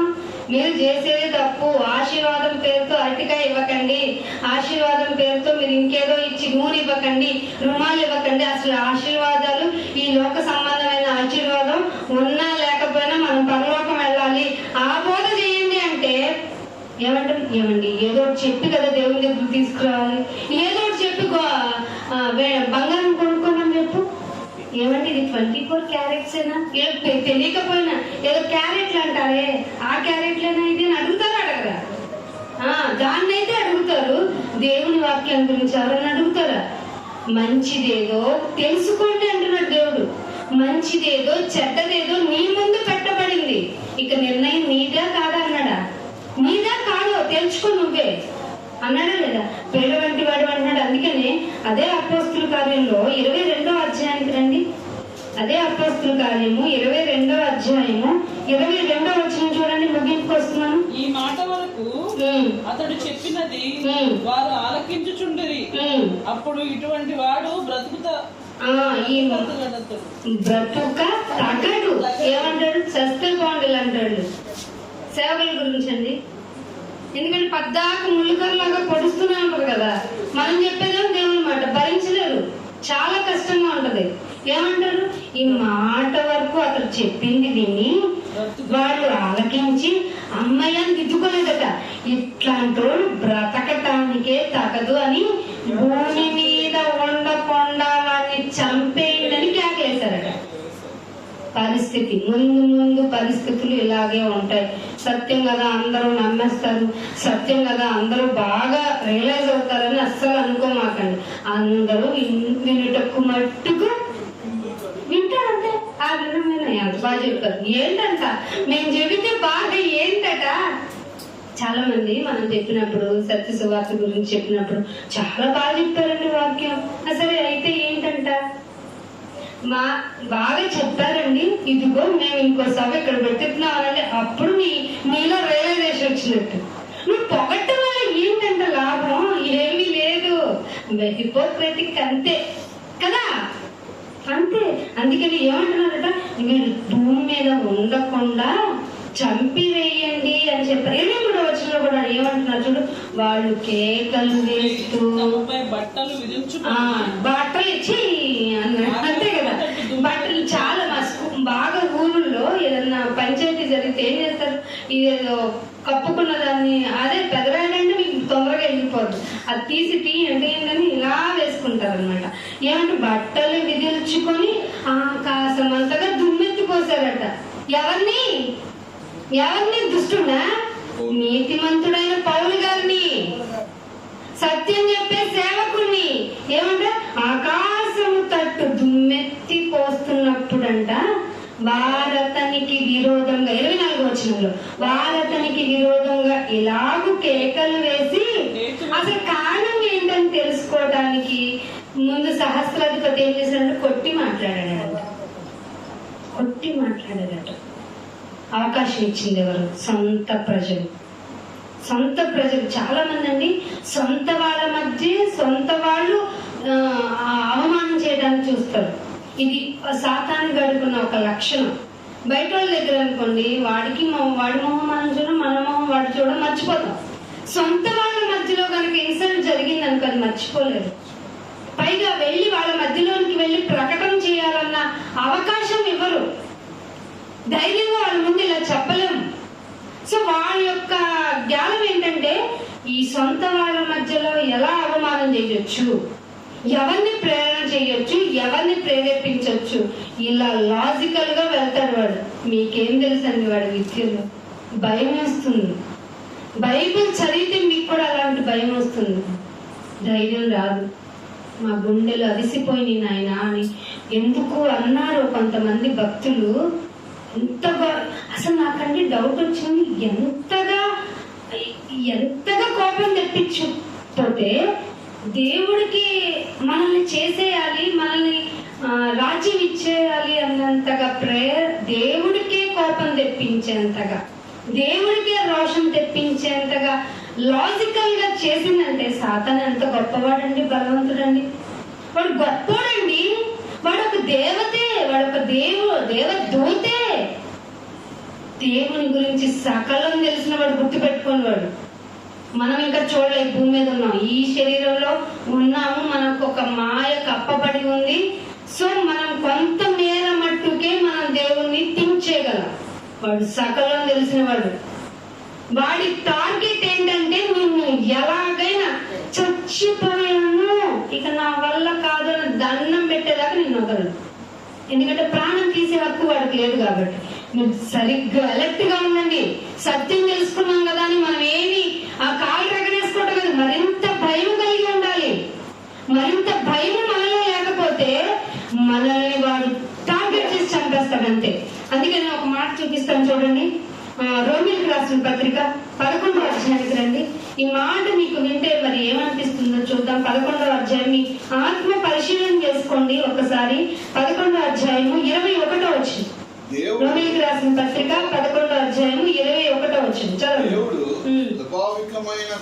స్వాభావికమైన కొమ్ములు ఉన్నాయంట మనుషులకి. అది వీడికి మాట్లాడితే ఊరికి కోపడుతూ ఉంటాడు, వీడింటో మాట్లాడితే చిరాకు పడుతూ ఉంటాడు, వీడింటో మాట్లాడితే టుపుక్కున అబద్ధం చెప్తాడు. ఇవి స్వాభావికంగా ఉన్న కొమ్ములట. అండర్లైన్ చేసుకోండి. ఇది రోమీలకి విశ్వాసులకే చెప్తున్నాడు. ఏమని? దేవుడు స్వాభావికమైన కొమ్ములు విడిచిపెట్టని ఎడల నిన్ను కూడా విడిచిపెట్టాడు. పైన అవిశ్వాసుల గురించి మాట్లాడుతూ ఎంత బాగా రాశాడండి. మనల్ని వదిలేశాడా? కాదట. మీరు రక్షింపబడ్డారు సరే, ఏదో బై ప్రాఫిట్, బై లక్ మనం ఏం పొందుకున్నాము? రక్షణ పొందుకున్నాం. ఏమైనా మనం మంచోడమా? కదా. మనలో కూడా స్వాభావికమైన కొమ్ములు ఉన్నాయి, కానీ అవి విడిచిపెట్టాలి. సంఘంలోనికి వచ్చిన తర్వాత ఎంతగా విడిచిపెట్టాలంటే పౌలు గారు మరణ శిక్షకు విధించడానికి అధికారం కలిగిన వాడైనా తన లైఫ్, స్పిరిచువల్ లైఫ్ ఎండింగ్ వచ్చేటప్పటికి ఒకటి చేతిలో చచ్చిపోయాడండి. అంత సాఫ్ట్ నేచర్ అవుతుంది మన వల్ల. ఎవడరా మన అనేది అసలు ఎంత మాట అంటాను అంటామా, భరించలేము. ఏమండి, మనలో మంచి ఉందనుకోండి ఆర్గ్యూ చేయొచ్చు. వాడు వినడు, మూర్ఖుడు. ఒకరికి 2 సార్లు దేవుడు మన చేత చెప్పిస్తాడు. తర్వాత వాడిని ఇందాక ఏం కట్టుకున్నాడట, సువార్తను సత్యం నిన్నవాడి చుట్టూ ఏమున్నాయట, మీరు చదువుకున్నారు కదా యెషయా గ్రంథం 50వ అధ్యాయంలో. అగ్ని జ్వాలలు వాడి చుట్టూ పెట్టుకొని తొక్కుకుంటున్నావురా, జాగ్రత్తగా నువ్వు వేదంతోనే పడుకుంటావు అనగా. సో 1 నిమిషాలు మన చేతనే హెచ్చరింపబడాలి. ఎందుకంటే మనమే ఉన్నాము ఇప్పుడు సాధనాలుగా. సత్యాన్ని మనం ప్రొక్లైమ్ చేసేటప్పుడు మనమే సాధనాలుగా ఉన్నాం. కాబట్టి కష్టమైన వాళ్ళు విసుక్కున్న, వేదన పడుతున్న, చిరాకు పడుతున్న, పెంట అనుకున్న, వ్యసనము అనుకున్న, పౌరుగానే అనుకున్న, పేడలాంటి వాడు అనుకున్నా, వీడు భూమి మీద లేకుండా పోతే నువ్వు పోవతలకి అనుకున్నా గాని మనమే చెప్పి తీరాలి. 1, 2, 3 సార్లు మనమే హెచ్చరించాలి. తర్వాత ఏమవుద్ది, డ్యూటీ అయింది. ఆయన చేతిలో పడుట బహుభయంకరము. అక్కడికి వెళ్లకుండానండి మనం కాపాడాలి. అట్లాంటి సేవకులంట పౌలు గారికి వచ్చిన ఎక్స్పీరియన్స్ మనకి రాబోతుంది, వస్తుంది. అందుకని ఆ మాట ఏమన్నా చూడండి, స్వాభావికమైన 21వ వచనంలో కొమ్ములను విడిచిపెట్టని ఎడల నిన్ను విడిచిపెట్టడు. కాబట్టి దేవుని అనుగ్రహం అది. రక్షణ అనేది ఏంటండి, ఆయన ఇచ్చిన అనుగ్రహము. దేవుని అనుగ్రహమును కాఠిన్యం చేసుకోవద్దు మీరు. అర్థమైందా? ఏదైనా దేవుని మాట చెప్తుంటే ఏమైపోద్ది, అలవాటు అయిపోద్ది, మనకు భయం రాదు అంటే అప్పుడు నువ్వు ఆత్మీయంగా చచ్చిపోయినట్టే. అందుకే అంటున్నాడు దేవుని అనుగ్రహమును కాఠిన్యమును అనగా, ఆ కాఠిన్యమును అనగా పడిపోయిన వారి మీద కాఠిన్యమును. అంటే వింటారు కానీ పడిపోతారు, అస్సలు భరించలేరు దేవుని మాటని. కాబట్టి ఏమంటున్నారు, నీవు అనుగ్రహ ప్రాప్తుడవై నిలిచి ఉన్న ఎడల, ఒకవేళ నీకు చెప్తున్నప్పుడు నువ్వు అనుగ్రహ ప్రాప్తుడివై నిలిచి ఉన్న ఎడల నీ మీద ఉన్న దేవుని అనుగ్రహం చూసుకో. థ్యాంక్ యూ నాయనా, నన్ను మార్గంలో ఉంచావు, మంచి మార్గంలో, నీ అనుగ్రహం ఎంత గొప్పది నైనా అనుకోవాలట. అట్లు నిలవని ఎడల జస్ట్ ఎక్కడ ఉంటుందట, నరికి వేసేది. నరికి వేస్తానన్నాడు. గొడ్డలు ఎక్కడుంది, వేరు. ఏమండి, చెట్టుని ఎక్కడైనా కొట్టొచ్చు కదండి, వేరు దగ్గర ఎందుకు కొట్టాలి? ఎప్పుడైనా ఆలోచించారా? ఏమో చదువుకోకపోవడం తెలుసు అంటారా ఏంటి? వేరు దగ్గర పెట్టిన గొడ్డలతో కొడితే చెట్టు బతకదు, మళ్ళీ చిగురు కూడా లేదు, బతుకు లేదని అర్థం. దాని మీనింగ్ అర్థమవుతుందా? ఇక్కడ అదే అంటున్నాడు, నరికి వేయబడుతువు. ఏమైనా సీరియస్నెస్ అనిపించింది ఈ మాట మీకు? అనిపించదు కదా. యోధా పత్రిక ముగించేస్తున్నాను, లాస్ట్ మాట, అలసిపోయాము. యోధా పత్రిక 5వ అధ్యాయము, ఒకటే ఉంటుంది కదా, యోధా 1వ అధ్యాయము 5వ వచనం. ఈ సంగతులన్నీ మీరు ముందరనే ఎరిగి ఉన్నను, నేను మీకు జ్ఞాపకం చేయవలసినది ఏమనగా. మీకు అన్ని తెలుసు కదా. ఏంటండి వాక్యం ఇట్లా కనెక్ట్ అయిపోతా ఉంటాయి మనకి. మాకు తెలియని బోధ, మాకు తెలియని మాటల. మేము సిద్ధపడి లేవా, ఏ పాస్టర్ని తిట్టుకున్నాం, ఏ సేవకుడు అట్లా తిట్టుకున్నాం అనుకుంటాం కదా. నీకు బుద్ధి చెప్పేవాడు ఉంటే నీకు అవసరం. అయినా కానీ ఏమనుకుంటావట, 5వ వచనం చదవండి. మళ్ళీ ఒకసారి 5వ వచనం స్టార్టింగ్. ఈ సంగతులన్నీ ముందే ఎరిగి ఉన్నాను నేను. ఏంటంటే ఒకటి గుర్తుపెట్టుకుంటే, ఒక క్యారెక్టర్ ఆఫ్ గ్రూప్ తెస్తున్నా మీ ఎదుటికి. ఎవరినైనా అంటే ఎప్పుడు స్టార్టింగ్ బైబిల్లో ఒక గ్రూప్ మొదలెట్టి ఎండింగ్ వరకు ఆ గ్రూప్ వదలలేదండి. ఎవరు చెప్పండి అండి? అబ్బబ్బబ్బబ్బా, ఇశ్రాయేలీలండి. వాళ్ళు వాళ్ళు మంచోళ్ళని ఎంచుకోలేదు. మీకు చాలా 2-3 రిఫరెన్స్లు ఉన్నాయి అలాంటి. వాళ్ళు చెడ్డోళ్ళని తెలుసట దేవుడికి. ఇలాంటి క్యారెక్టర్ని ఎంచుకుంటే మిగతా వాళ్ళందరికీ బుద్ధి వస్తుంది. కాబట్టి వీళ్ళని పట్టుకుందాం అనుకున్నాడట. అందుకనే ఐగుప్తు ప్రభువు ఐగుప్తులో నుండి ప్రజలను రక్షించాడట. ఎక్కడి నుండి రక్షించాడు? ఐగుప్తు ఎందుకు వెళ్ళారు? ఎవరి నిమిత్తం వెళ్ళారండి? యేసోపు గారు తీసుకెళ్ళిన తంక కదా అది. కానీ దేవుని యొక్క ప్రాఫెసీ వెళ్ళాలి, జరిగింది. కానీ అక్కడ ఉన్న మళ్ళీ తిరిగి రావడానికి ఆ జరిగిన ప్రాసెస్ లో తీసుకొచ్చిన దేవుడే. ఏమిటట? ఐగుప్తులో నుండి ప్రజలను రక్షించినను మీకు కూడా రక్షణ ఇచ్చినను, వారిలో నమ్మకపోయిన వారిని, అది ఇదేంటైనా రక్షిస్తే నమ్మకం కదా రాంతలి, రక్షిస్తే కదా నమ్మేమో అమ్మయ్య అని పాడారండి. సముద్రం దాటి రాగానే మా తంబురతో అమ్మ, ఆహారంలో తప్పట్లు మంచి పోయం రాశారు కదా నిర్గమాకాండంలో. ఎర్ర సముద్రం దాటి రాగానే ఇంత గొప్ప దేవుడు అయ్యా అని అమ్మ, ఎవరు మిరియాము, ఎవరు అక్క, ఆవిడ మోషే గారు అక్కే కదా, మంచిగా పాట పాడింది. తర్వాత కొంత దూరం అరణ్యం మధ్యలోకి వెళ్ళగానే మోషే ఒక్కడనే ఏంటి అందా లేదా? అట్లాంటి క్యారెక్టర్ అయిపోతాం మనం కూడా. అర్థమవుతుందా? బైబిల్ డెప్త్ అర్థమవుతుందా? ఐగుప్తులో నుండి రక్షించినను వారిలో నమ్మకపోయిన వారిని అరణ్యంలో సంహరించను అని అంటది. ఎందుకు సంహరించాడట? కింద ఉంటుంది చూడు. ఇంకొకరిని కూడా తెస్తున్నాడు. ఎవరాళ్ళు? ప్రధానత్వము. అరే నువ్వు ప్రయారిటీగా అని చెప్పాడంట ఒకరికి. ఎవరు? మనకు కూడా సంఘంలో చాలా మంది బలు చెప్తామమ్మ అన్నారు అనుకోండి, ప్రాధాన్యత ఇచ్చారనుకోండి, దాన్ని నిలుపుకోకుండా తమ నివాస స్థలమును విడిచిన దేవదూతలు ఉన్నాయట. వాటికి ప్రయారిటీ ఇచ్చి వాటి నివాస స్థలాల్లో ఉంచితే వాటిని నిలుపుకోలేదంటే దేవదూతలు. వాళ్ళని కూడా మహాదినం ఒకటి ఉంది కదా, ఇద్దరికి +1 మనకి ఇప్పుడు ఏంటి ఆషాఢంలో 1+1 ఆఫర్ లాగా మహాదినం రోజు కూడా 1+1 ఉంది. మనకి అది మహాదినమే. ప్రధానత్వం నిలుపుకొని దేవదూతలకు కూడా తీర్పు జరుగు వరకు ఎక్కడ ఉంచాడట? లైట్ తీసేసాడంట. వాళ్ళకి దేవదూతలు అంటే ఏం తెలుసు అంటే ఫుల్ లైట్ నీకు ఉంటారు కదా, కటిక చీకట్లో వేస్తాడని. ఏమండి దేవదూతలు వచ్చినప్పుడల్లా వెలుగు వస్తుంది, మరి కటిక చీకట్లో వేస్తే వెలుగు ఉండదా? దేవదూతకి ఉండదు. కటిక చీకటిలో నిత్య పాశములతో ఆయన బంధించి మమ్మల్ని ఎక్కడ పారిపోతారని భద్రము చేశాడంట. ఇంకా కింద చెప్తాడు, ఆ ప్రకారముగానే సొదొమ గొమొరా లోతు గురించి, ఈ సొదొమ గొమొరా గురించే బాధపడుతూ లోతు కింద మాట ఉంటది. ఆ మాట ఎన్నో వచ్చిందంటే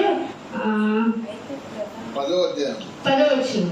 వీరైతే తాము గ్రహింపని విషయముల గురించి దూషించు వారే వివేక శూన్యములకు మృగము. మనకి ఇక్కడ మన కేటగిరీ ఇస్తుంది, వివేకము శూన్యమైపోతుంది. చాలా మంది అండి బోధ చేయడం ఒకటే గొప్ప అనుకుంటున్నారు. ఎక్కడ, ఎలా, ఎందుకు, ఎప్పుడు అనేది కూడా తెలియకుండా దీన్నే వివేక శూన్యము అంటారు. ఎక్కడో గుడి అనుకోండి, నీకు నీ విగ్రహంలో టీవీ అనగానే ఒక్కడొకడు కర్రేసుకుంది. ఎందుకు వెళ్ళాలి మనం? అది అవసరమా? మన దేవుడు గొప్పతనం చెప్తే అరే అని ఆశ్చర్యపోవాలి. కానీ వాళ్ళ విగ్రహాల గురించి మీకెందుకు అన్నాడా లేదా? వాళ్ళ జోలికి వెళ్ళొద్దు, వాళ్ళ పేర్లే వద్దు మీకు అన్నాడా లేదా? అక్కడికి వెళ్ళి చెప్తానని మాకు మా హక్కు, మా రాజ్యాంగపు హక్కు, సో సెక్షన్ మనకెందుకండి? ఇట్లా చెప్తే మనల్ని ఏమంటారు తెలిసి, ఇప్పుడు సెక్షన్లు కూడా వద్దనుకుంది, ఇదొక దొంగ పదం మొదలైందంటారు. దేవుడు మనల్ని దేనికి ఉపయోగించాడు? వధకు సిద్ధమైన గొర్రెలము. వధకు సిద్ధమైన ఒక పాఠం చెప్పాను నేను, చదవండి. యూట్యూబ్లో మమ్మల్ని కూడా అప్పుడప్పుడు చూస్తూ ఉండండి, ఎందుకంటే మీరు రియల్గా దొరకడం ఒక్క ఆధారమే కదా. వధకు సిద్ధమా నేను ఎక్కడ చెప్పు నాయన? మమ్మల్ని అందరిని దూషించేస్తున్నారు, మమ్మల్ని ఎవరు చెప్పని ఇవ్వరు నాయన, ఇరుకైపోతుంది నాయన. అప్పుడే నువ్వు కాగడా పట్టుకొని నిలబడాలైనా, అప్పుడు నీ చెయ్యి నరికినా ఈ చెయ్యి లేపాలి నాయన, నీ తల పగలగొట్టినా ఈ తలలో జీవం ఉన్నంత వరకు ఆయనే సజీవమైన దేవుడు అని చెప్పాలి. కొంతమందిని వదకి, కొంతమందిని చెరకి, కొంతమందిని ఖడ్గానికి అప్పగించేశాడు ఆయన. వారి వారి క్యారెక్టర్లు పెట్టి భూమి మీద పంపించాడు. ఇది వీళ్ళొద్దంటారంట, వాళ్ళొస్తే మనసు వార్త జరగదు. ఇవన్నీ దేవుడి విషయంలో కుదరవు. నువ్వు దేని కొరకు సిద్ధపడ్డావో సత్యాన్ని అంగీకరించిన నీకు బలు వెలగాలి. వివేక శూన్యం అయితే నీకు ఏది ఎలగదు. బుద్ధిమాంద్యం కలుగుతుంది. బుద్ధిమాంద్యులు ఏమంటారు? ఇంకా చాలు ఆపుడి అంటారు. అంతే కదా, మీ మార్గముల యొక్క బోధ మాకు అక్కర్లేదు అంటారు. చదివాం కదా ఇందాక యోగు గ్రంథంలో. చదవండి, 10వ వచనం చదివి ముగించుకున్నాం. 10వ వచనంలో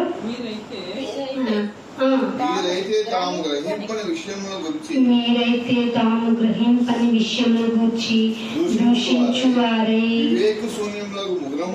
మృగముల వలె. మృగము, ఈ మాట పౌలు గారు అంటారు.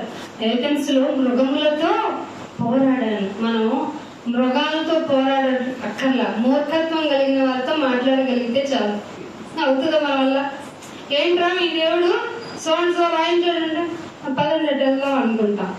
ముందు మనం పర్ఫెక్ట్ గా తర్ఫీదు అవ్వకుండా దేవుడు ఎందుకు రాయించాడో అక్కడ చెప్పగలిగి అతని మనసు తర్వాతైనా కూర్చుని ఆలోచించుకునేంత విధంగా నీ మాట మాధుర్యము, మృదుత్వము లేకుండా నువ్వు కూడా సెక్షన్ అంటావేంటి?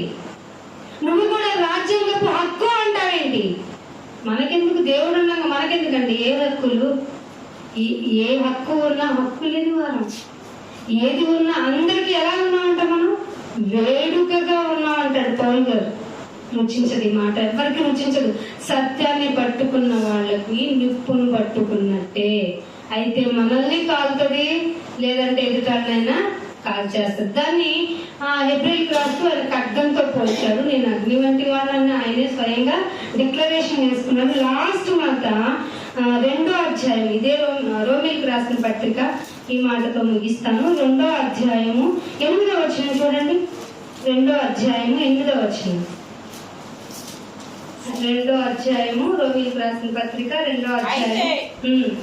అయితే భేదములు పుట్టించి సత్యమునకు లోబడక దుర్నీతికి లోబడి వారి మీదకి దేవుని ఉగ్రతయు రౌద్రములు వచ్చు. చాలండి. ఏమిటట? ఏం పుట్టించేవాళ్ళంట? ఇది కదన్నా, అదన్నా, హేబెలు అదన్నా, కయ్యం ఏదన్నా. అసలు వాళ్ళిద్దరి గురించి మనకెందుకన్నా? మనం కదా పవిత్రంగా ఉండాలి. వాళ్ళ తీర్పు తీర్చబడిపోయింది. పరదేశంలో ఉండవలసిన వాళ్ళు పరదేశంలో ఉన్నారు, నరకంలో ఉండాల్సిన వాళ్ళు నరకంలో, నెమ్మది లేని ప్లేస్ లో ఉండాల్సిన వాళ్ళు ఉన్నారు. మనం వేలు గురించి కొట్టుకోవడం ఏంటి? సరే, భేదములు పుట్టించి సత్యం తెలుసుకున్నారా? పోనీ తెలుసుకున్న దానికి లోబడలేదంట. ఏమండి, అన్ని ఉన్న చివరికి నిలిచేదేట. కొరింథీయులకు రాసిన పత్రికలో ప్రేమే కదండి, ప్రేమండి. దేవుడు ప్రేమ అయి ఉన్నాడు. ప్రేమతో లేడు, ప్రేమలో లేడు, ప్రేమ అయి ఉన్నాడు. మరి ఆయన పోలి నడుచుకోవాల్సిన వాళ్ళు మనం ఏమై ఉండాలి? క్రూరమైన జంతువులమై ఉండాలి. పక్క సహోదర సంఘాన్ని ప్రేమించాం, పక్క బోధకుని ప్రేమించాం, పక్క వాళ్ళని అసలు ఇష్టపడం. ఏమంటున్నాడు? అయితే భేదములు పుట్టించి సత్యములకు లోబడక దుర్నీతికే లోబడిపోతారు. మాకు తెలిసిందే నిజం, మేమే ఈ స్టాండర్డ్ మీద బోధ నేర్చుకున్నాం అనే వాళ్ళకట లోబడని వారి మీదకి దేవుని ఉగ్రతయు, ఆయన రౌద్రము, ఆయన ఉగ్రత వస్తే సేవ అయ్యే వాళ్ళకు ఒక నమస్కారం. అంతే కదా? దేవుని ఉగ్రతకి, దేవుని రౌద్రానికి ఎవరన్నా సేవ అవుతారా? అవరు కదా. సో వాళ్ళ విజ్ఞతకి వాళ్ళే వదిలేయాలి. మనల్ని మనం పరిశీలించుకోవాలి. సేవకుల్ని, దేవుని మాటని నిష్పక్షపాతంగా చెప్పే వాళ్ళని మీ పక్కన పెట్టుకోండి, వాళ్ళని గౌరవించండి. మనం కాదు, మీరు బయటికి వెళ్ళి చెప్పే వాళ్ళు కూడా ఎలా ఉంది సంఘం అనేది ఇప్పుడు నలుగురమే ఉన్నాము, తెలుసుకుందాము, అవేర్నెస్ కలిగి మరింతగా దేవునికి దగ్గర అవుదాం. అటు ధన్యత మనందరికీ దేవుడు దయచేయాలి అని కోరుకుంటూ ఇంతటితో మాటలు ముగిస్తున్నాను. ప్రార్థన చేస్తున్నాను. మహోన్నతుడా, మహాగణుడ, ఇంకెంతో వందనాలు నాయనా. లోకంలో ఎవరికి లేనటువంటి ధన్యతను మాకు ఇచ్చారు. మీ కృపను బట్టి మీకు స్తోత్రాలు నాయన. నాయన ఈ మాటలు చెప్తున్న నాకు వింటున్నా నీ బిడ్డలకి అర్థమయ్యాయి నాయన. ఈ సేవకుల్ని గౌరవించటం, వాళ్ళు మా పక్కన ఉంటే ఎంత మాకు ఆశీర్వాదమో మేము తెలుసుకున్నాం. కానీ చాలా మంది తెలియక నీ కుమారుని శిక్షించారు. తద్వారా వచ్చిన సేవకుల్ని కూడా అదే హింస పెట్టారు నాయన. పేడ వంటి వారు అన్నారు. అసలు లోకంలో ఉండకుండా ఉంటే బాగుండు అంటున్నారు నాయన. మా పరిస్థితి కూడా అలాగే ఉంటుందని మాకు తెలుస్తుంది. ఇప్పటికీ చాలా అనుభవాలు మాకున్నాయి ప్రభా. ఆయన నీ మాటను ప్రకటించటమే, నీ కొరకు బ్రతకటమే మా ధ్యేయం నాయన. మాకేది ఉన్నా లేకపోయినా నేను ఎలాగైనా సరే నీ మాటను ప్రకటించి నాయన ఈ లోకంలో ఉన్నంత వరకు మాకు మీ గ్రంథంలో ఏమైతే రాసుకున్నారో అవన్నీ నాయన మా శరీరం చేత మేము చేసి సమాప్తమైనదని చెప్పుకునే ధన్యతను మాకు ప్రసాదించమని యేసుక్రీస్తు వారి అతి పరిశుద్ధమైన నామమున ఈ ప్రార్థన అడిగి వేడుకుంటున్నాం తండ్రి. ఆమేన్. అందరికీ వందనాలండి. Thank you. God bless you.